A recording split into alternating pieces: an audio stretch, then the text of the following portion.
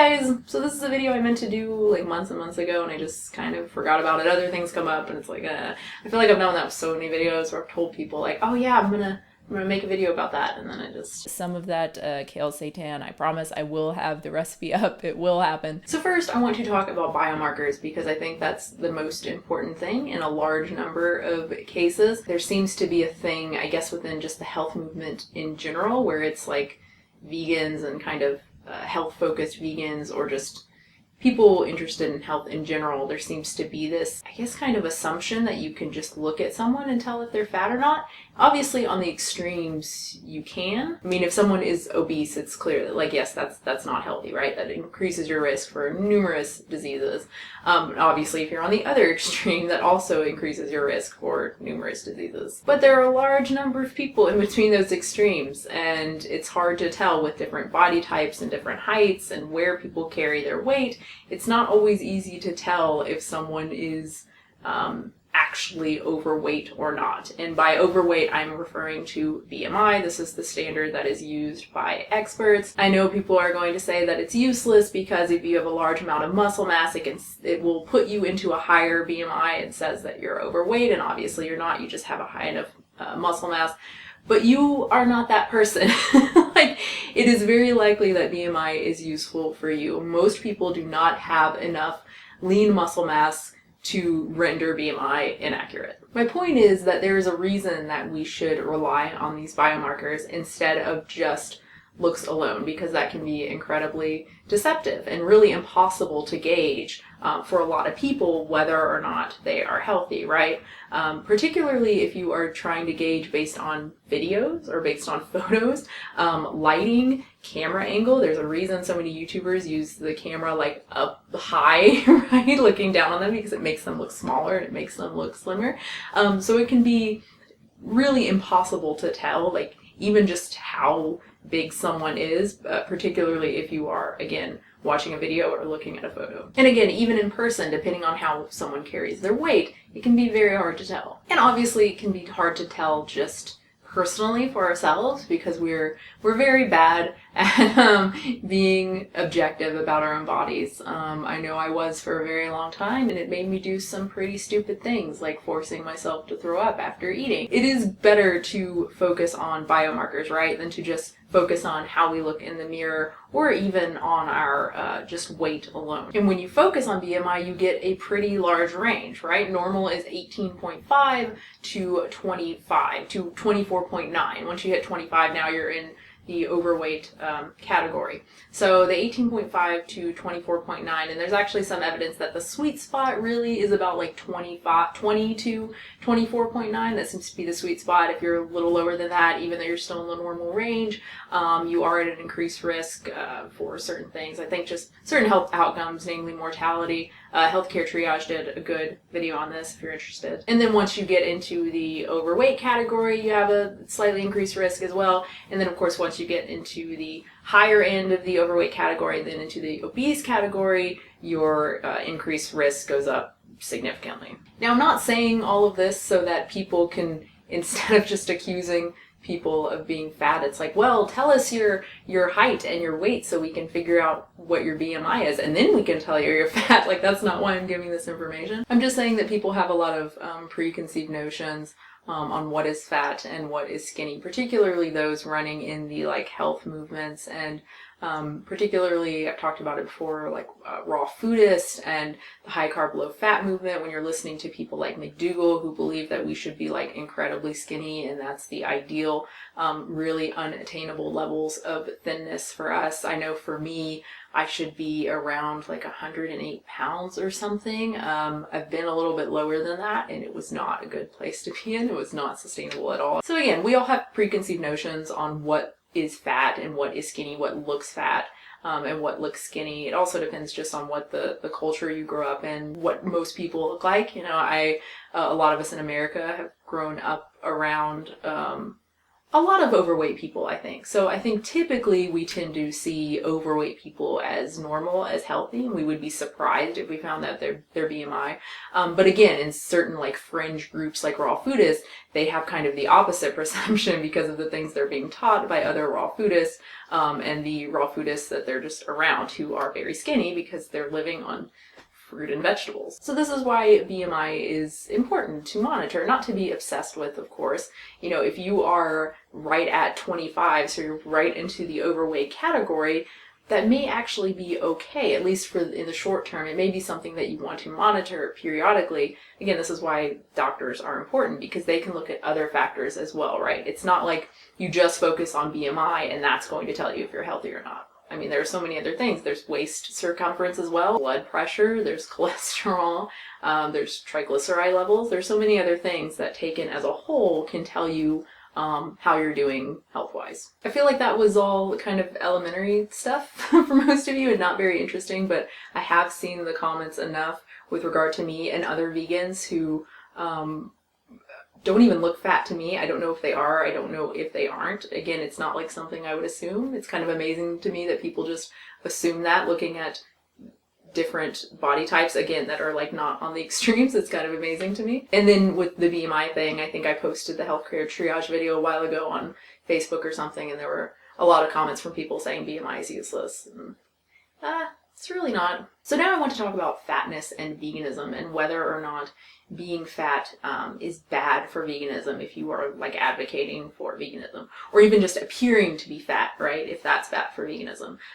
So this is coming from a video that Vegan Sista just put up. I hate, sounded so white saying that, but what are you gonna do? She just put up a video where someone apparently had said just that she looks fat in her videos and that she's bad for veganism because she's fat. I disagree. I disagree for several reasons. One of which, vegan is for everyone. I think that vegan is for fat people, it's for skinny people, it's for Republicans, it's for Democrats, it's for Christians, it's for atheists. And I think to treat it like that, I think is really helpful from an advocacy standpoint. I don't think we should be alienating. I have a whole video on alienating beliefs that certain vegans promote. I think it's actually good that we have vegans of all sizes promoting veganism. The stereotype is still that vegans are super skinny. I think it's really good when people are breaking those stereotypes. Again, I think veganism is for everyone, and I think the way you normalize that is to promote it to everyone and hope that other people who are, I guess, look different than what people think the average vegan is, are promoting veganism as well. And that includes overweight people, that includes Black people, obviously, that includes Asians, that includes Trump voters. I mean, that includes pretty much everyone. And also, where do we draw the line? I mean, if being fat is bad for promoting veganism, how healthy do you have to be, I wonder? You know, do you have to be like perfectly fit and healthy? Like that's the only way you can be good for veganism? Like who is that? And again, I mean, I would argue that someone like, well, I don't want to name names, but we all know certain vegans who are very popular and who look very thin. Well, I will say former Christina, Fully Raw Christina, when she was very, very thin, I don't think that was very good for veganism, right? She looked incredibly unhealthy. People already have this idea that veganism is very unhealthy and is going to make you very skinny. I thought that was pretty bad for veganism, but I didn't see a lot of people saying that, hey, maybe being that thin is bad for veganism. Another thing I would say is there are certain vegan doctors, someone like Neil Barnard, who I have a lot of respect for. I think PCR does a lot of good work as far as animal testing goes, animals used just for medical research in general. But I think Neil Barnard, I think to the average person, like I have no doubt that he's incredibly healthy and he looks amazing for his age, but he also is rather thin. And I think the average person would look at someone like him and say, ooh, he looks too thin. And I think most of the vegan doctors, I think people would say that, or plant-based doctors, you know, someone like Joel Fuhrman, McDougall, Greger. I mean, if we're going to say that these things are harmful for veganism, I think that is likely more harmful because, again, it's just perpetuating, it's helping to perpetuate the stereotype that vegans are skinny. There is no stereotype that vegans are fat, at least not that I've heard of. So no, I don't think being fat is bad for veganism, is bad for advocating veganism. I think it's just helping to normalize veganism. It actually reminds me of someone I just came across called the liberal redneck.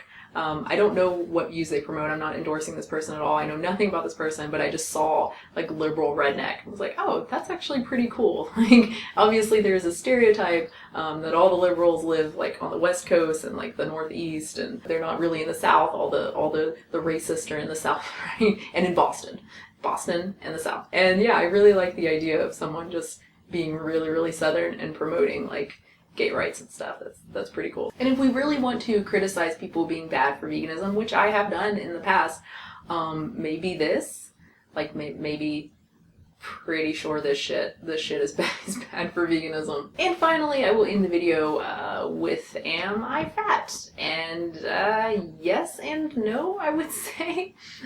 So at my normal weight, which I'm not at right now, but at my normal, not pregnant, not breastfeeding weight, I am fine in terms of BMI.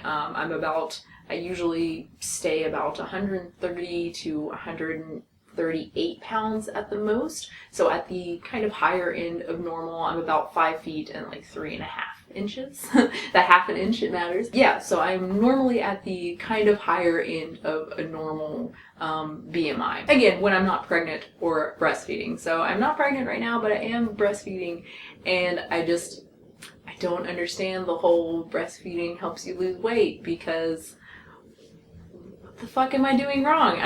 I'm finding it so hard. I'm finding it so very hard to not just gain a bajillion pounds. I'm so hungry all the time.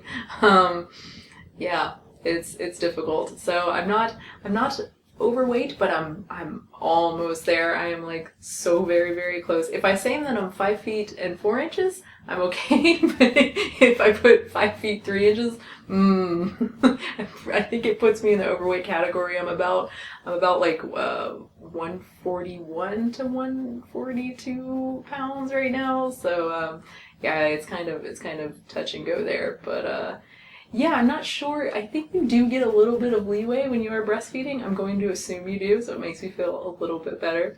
To be honest, again, it's not really something that I worry about, because this is a temporary state. I mean, it's a several month state, unless I just cave and stop breastfeeding or something and just go to formula. But it is a temporary thing. And also, you know, I had my postpartum appointment a little while ago, and everything was fine. I was the same weight then. I haven't gained any more weight, so that's good. I did lose some, you know, after, well, obviously I lost a lot after the birth, but then I lost some more fat as well, and I actually got down to like 138, I think, within like a week or something. It was like, okay, I'm good. You know, if I lose a little bit more, great. If I don't, that's okay. And then I gained more because I'm just super hungry. But yeah, my postpartum, where again I was around, you know, 141, 142. My blood pressure was great. I think it was like 110/70 or something. That around there. That's my normal, which was really good, because I actually had some hypertension problems a little bit during my pregnancy, and during the delivery I did. I'll talk about that more later. I'll do a whole delivery video. I know some of you guys have requested it, so I will do that. It's coming. I don't know when, but I'll do it sometime. So like I talked about earlier, it's kind of the whole spectrum that you need to take into account, not just BMI. So I didn't have anything else tested, but my blood pressure was good. So that's a good sign. But definitely when I am no longer breastfeeding, I will be working to get my weight a little bit lower. It shouldn't be too difficult, because I doubt I'll be as ravenous, because I won't be like producing milk every day, producing food every day, right? So it shouldn't be too difficult to lose, you know, 5 pounds or so. I mean, I think I'm probably jinxing myself with that. It's probably going to be incredibly difficult, which will make me very sad, but we will see. So that's the answer to that question, and that's the video. I hope this was interesting, at least a little bit. If you have any comments or questions, obviously you can leave those down below. And if you want to subscribe. I said I wasn't going to do it, and I did it. And I'll have a new video soon.